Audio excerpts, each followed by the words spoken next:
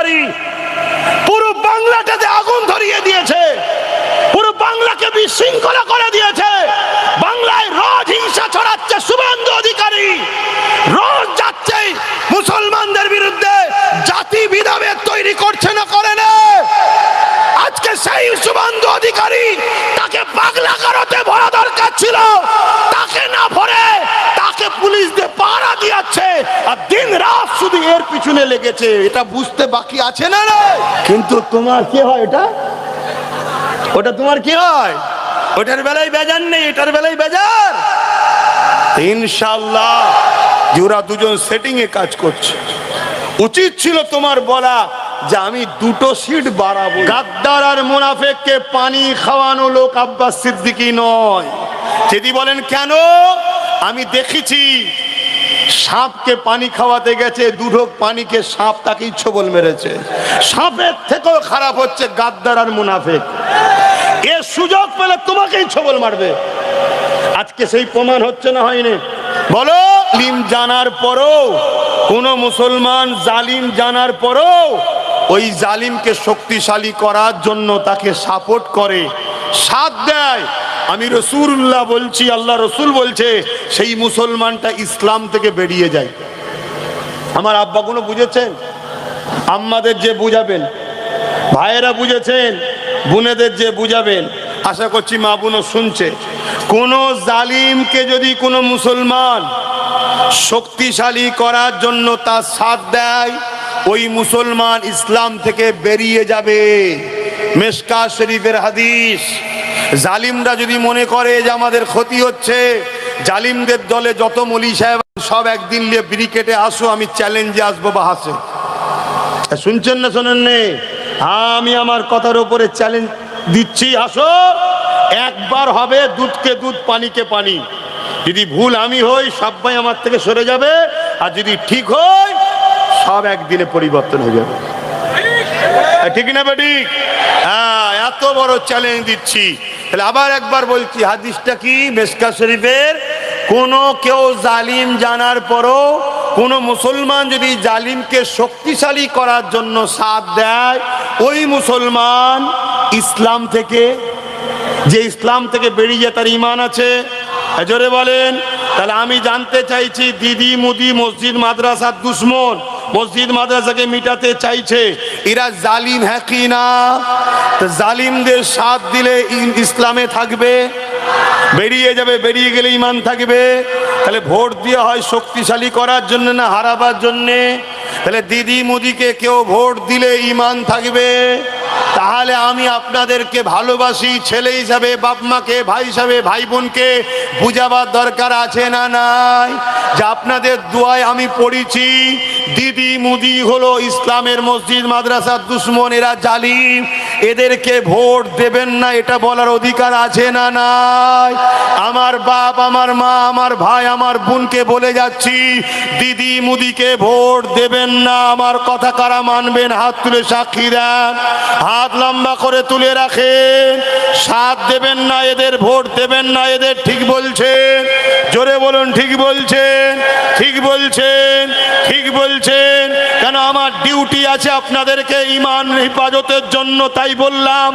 অপর দিকে হাত নাবান, অপর দিকে মসজিদ মাদ্রাসাকে বাঁচাবার জন্যে নবী বংশের আওলাদ যখন লড়াই করছে, তার হাতকে শক্ত করার জন্য মসজিদ মাদ্রাসা প্রেমিকদের সাথ দেওয়া দরকার আছে না নাই?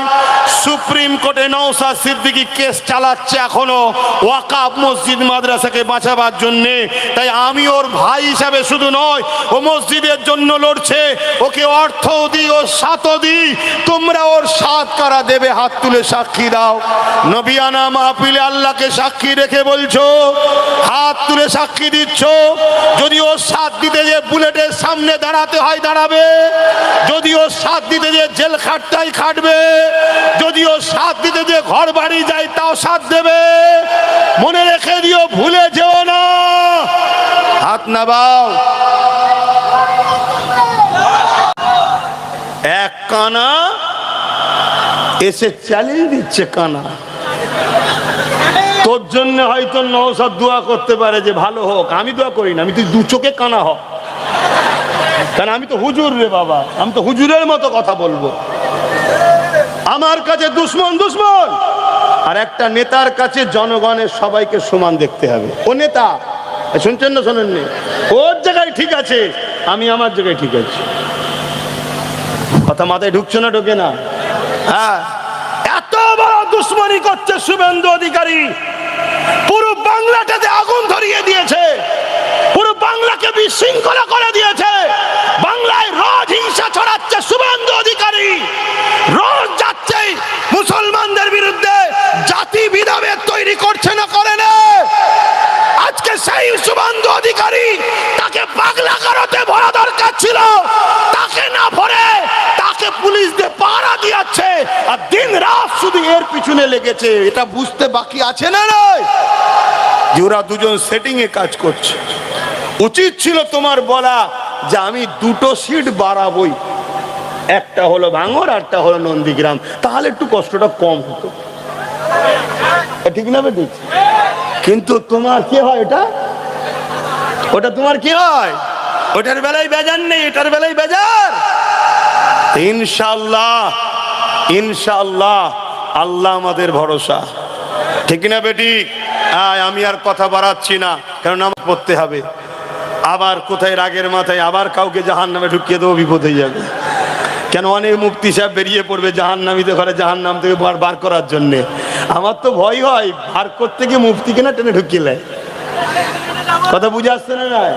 তো যাই হোক, আগামী দিন কলকাতায় যেতে হবে, চেষ্টা চলছে কাগজ বার করার। যাওয়া হবে তো নাকি?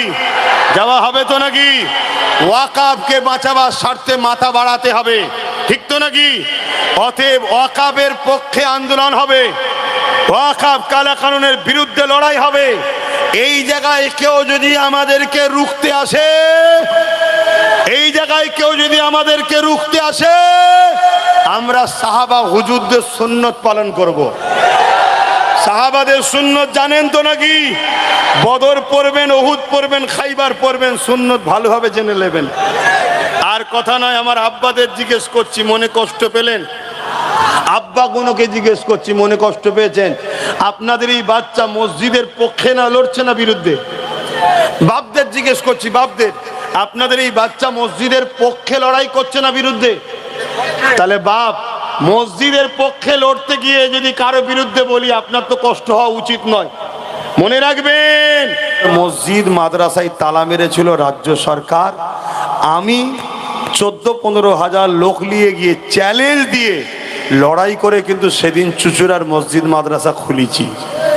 আপনি ভাববেন না যে রাজনীতির জন্যে আব্বাস সিদ্দিকীর রাজ পাওয়ার নিয়ে চিল্লাচ্ছে, না না না না। কেন এই লাইনে এসে তো আমার চিল্লানো অনেক হালকা হয়ে গেছে। কেন সবাইকে নিয়ে চলতে হবে, কথা বুঝে আসছে না? না, আমি খুব জেদি। আরে মরণকে যে ভয় করে তাকে তো তুই ভয় দেখাবি, আর মরণটাকেই যে মনে করে আমার জন্য গিফট, কেন মরার পরেই তো নবীর দিদার পাওয়া যাবে, তা তাকে তুই আবার কি ভয় দেখাবি? অতএব চুচুড়ার মসজিদ মাদ্রাসায় তালা মেরেছিল, খুলেছিলাম জানেন তো নাকি? আল্লাহ খুলিয়েছে। তখন কোনো রাজনীতির দল ছিল? কোনো পরিচয় ছিল? তখন নওশাদকে কেউ চিনতে? তখন তুমি একা। এখন তো তবু আল্লাহকে, ও তখন আমারও উপর দিয়ে যাচ্ছে। তাহলে এখন তো আমার ভোল্টেজ আরো বেড়ে গেছে, কেন লাঠি পাশে হয়ে গেছে আবার কি? কিন্তু না, ওর সাথে আরো গোটা 20-30 যদি হয়, ভালো হবে না? হবে না? বলুন বলুন। তাই আশপাশে বা সব জায়গাতেই আমি বুঝাচ্ছি এবং সার্ভে করে দেখছি, পরিস্থিতি খুব কিন্তু ভালো, খুব ভালো। আল্লাহ করে। আমি শুধু এই জায়গার কথা বলছি না, অন্য অন্য জায়গায় সব ডেকে ডেকে ডেকে ডেকে আমি সার্ভে করছি, তো খুব ক্লান্তর মধ্যে আমি আছি, দিন রাত এক করে দিচ্ছি, কথা বুঝে আসছে। তবে সেই জায়গায় দেখছি পরিস্থিতি কিন্তু খুব খুব ভালো দিকে আসে। সে আমাদেরও কি সব, ওরা কি আমাদের কি সব চা খেয়ে ঘুমোবে নাকি? ইয়া নবী সালাম, ইয়া রাসূল, ইয়া হাবিব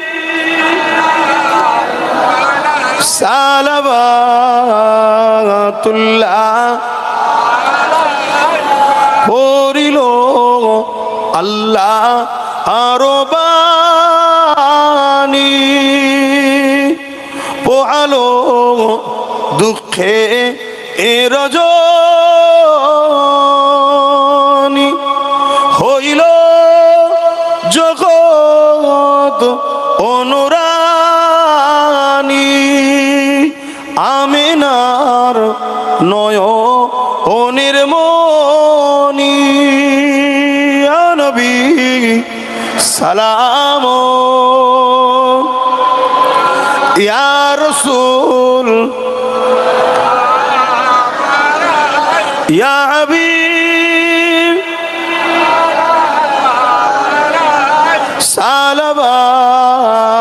সালাওয়াতুল্লাহ। সকলে বসেন, নামাজের জন্য ছোট্ট করে একটু দোয়া করব। সকলে বসেন। আর একটা ছোট্ট কাজ আছে, করুন।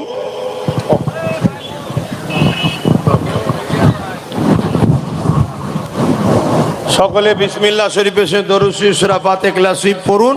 আর একটা ছোট্ট কাজ আছে, ছেলেরা যাচ্ছে, একটু পকেটে হাত দিতে হবে। দেবেন না? কি গো, একটু দেবেন না?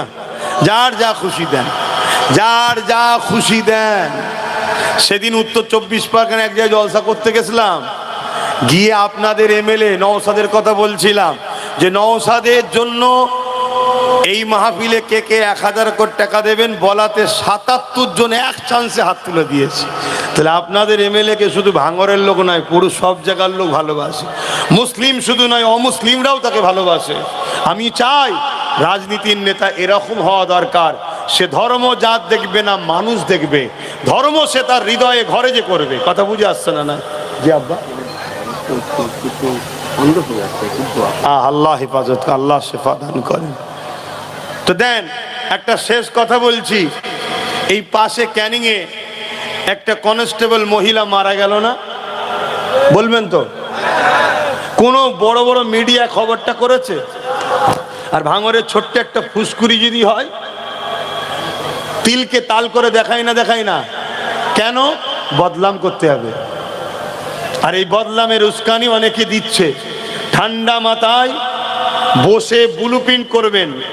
একটা বিল্ডিং করতে গেলে একটা প্ল্যান করতে হয় তো নাকি? ঠান্ডা মাথায় বসে নিজেদের মধ্যে ব্লুপ্রিন্ট করবেন, প্ল্যান করবেন, ঠান্ডা মাথায় কাজ করবেন। কথা শুনছেন? ঠান্ডা মাথায় কাজ করবেন। আমি একটা কথা বলছি, যদি ওই মহিলাটা মুসলমান না হয়ে অমুসলিম হতো, শুনছেন তো, নামটা মুসলমান তো নাকি? আমি তর্কে যাচ্ছি না, নামটা মুসলমান তো। যদি অমুসলিম হতো তাহলে ক্যানিং থেকে টেনে হয়তো ভাঙরে ঢুকিয়ে দিত, ভাঙরে মেরে ফেলেছে। বুঝছেন না, বোঝেন না? এই ভাঙরটাকে বিশাল টার্গেট। এমনকি এতদিন এয়ারপোর্টের নামে ভাঙরকে উচ্ছেদ করে দেওয়া হতো। আল্লাহ আপনাদেরকে সাথ দিয়েছে, আল্লাহ আপনাদেরকে বাঁচিয়েছে। এমন একজনকে জিতিয়েছে, তাকে নতও করতে পারছে না। নাই কবে একদিন হয়ে যেত। তারা কিন্তু ওই টার্গেটের মধ্যে এখনো আছে। প্রচুর টাকা লেনদেনের ব্যাপার হয়ে গেছে, প্রচুর টাকা লেনদেন হয়ে গেছে, কিন্তু মাথায় হাত তাদের। ওই জন্য যেমন করে হোক তোমাদেরকে উচ্ছেদ করার একটা পরিকল্পনা চলছে। এই জায়গায় যেদিন উচ্ছেদ করবে সেদিন তোমরা কি করবে বলো? তোমাদের ঘর বাড়ি, ছেলে পুলে, কবরস্থান, দাদুর কবর, নানার কবর ছেড়ে দিয়ে চলে যাবে নাকি? জোরে বলো, সেদিন কি করবে? আরে কথা বলো। কেন? সংবিধান তো তোমায় রাইট দিয়েছে, জুলুম করলে তুমি ডিফেন্স করো। তাহলে করবে না? করবে না? তাহলে সেই দিন ডিফেন্স করার আগে সবাই মিলে খেটে একটা উপযুক্তকে দায়িত্ব দিয়ে দাও, আমাদেরকে দেখবি। যেমন দেখছে দেখে দেবে। আর মনে রেখে দিও, ওর সাথে আব্বাস সিদ্দিকী আছে। আর আব্বাস সিদ্দিকী যদি আসে, অহংকার নয়, আল্লাহ শুকরিয়া করে বলছি, সারা বাংলা থেকে কোটি লোককেও নিয়ে আসতে পারি তোমার